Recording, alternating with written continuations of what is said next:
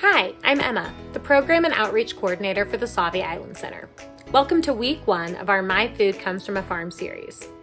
Before I talk about what you can expect from this series, I want to tell you a little bit about Sauvie Island Center, or SIC as we like to call ourselves. We are located on beautiful Topaz Farm on Sauvie Island, which is just north of Portland. Our mission is to equitably educate children, families, and the community about food, farming, and the land. We have a big garden at Topaz Farm. We call it the Grow Lunch Garden. It's a place for our community to spend time in nature and learn about plants, pollinators, soil, and so much more. Whenever we have field trips or family days on site, we always start off our day by acknowledging the history of the land we are on. Sauvie Island is home to the Wapato or Multnomah people of the Chinook Nation. We respectfully acknowledge the Multnomah people who have stewarded this land throughout the generations. We pay respect to elders both past and present. We also like to give some background on what we know about the Wapato people. Wapato itself is actually a wild potato that grows on Sauvie Island. It was a staple in the diet of the people indigenous to the island, and Sauvie Island was actually called Wapato Island. Wapato grows in the water, and women would canoe around the island, pulling it out of the water with their feet. Wapato was very important to the Multnomah people for many reasons. Not only was it used for food and sustenance, but they also used it for trading with other nations and tribes. Nowadays, the way we get our food looks very different than how the Wapato people did, but we can still eat lots of delicious food grown right here in Oregon. In fact, our friends at Oregon Agriculture in the Classroom have created this awesome interactive map showing where in Oregon different foods are grown.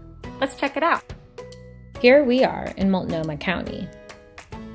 Wow, did you know that Multnomah County produced so many green beans?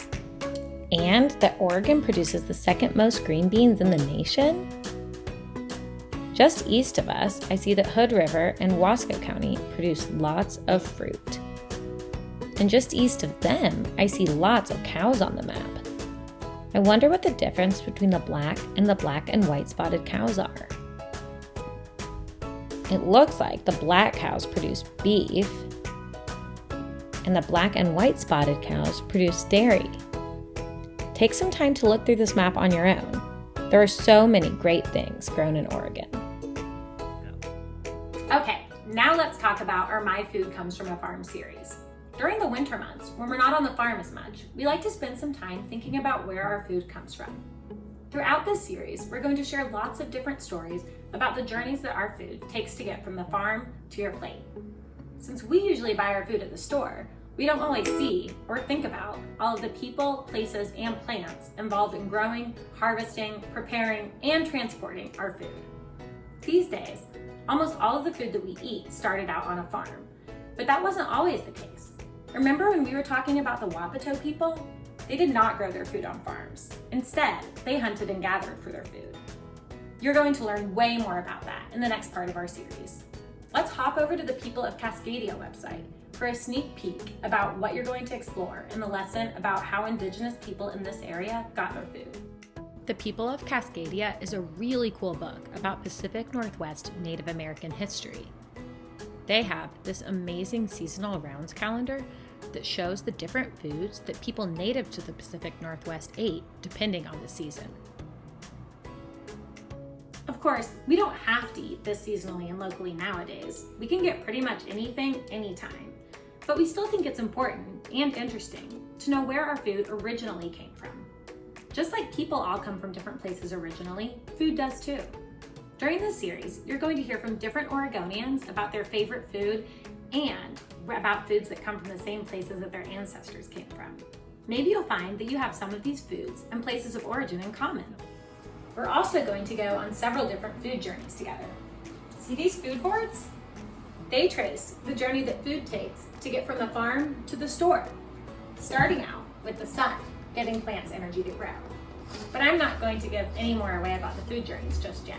You'll have to stay tuned. Before I go, I want to tell you about a couple more really cool resources you might be interested in. The first is an organization called Oregon Harvest for Schools.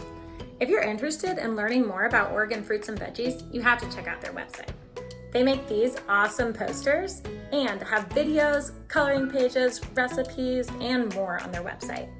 The second is something put on by us at Sauvie Island Center.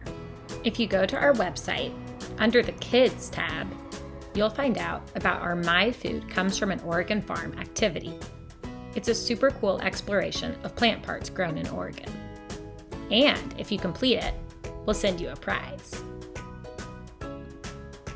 Whew, I think that's all I've got for today. We can't wait for you to join us on this series and learn where our food comes from.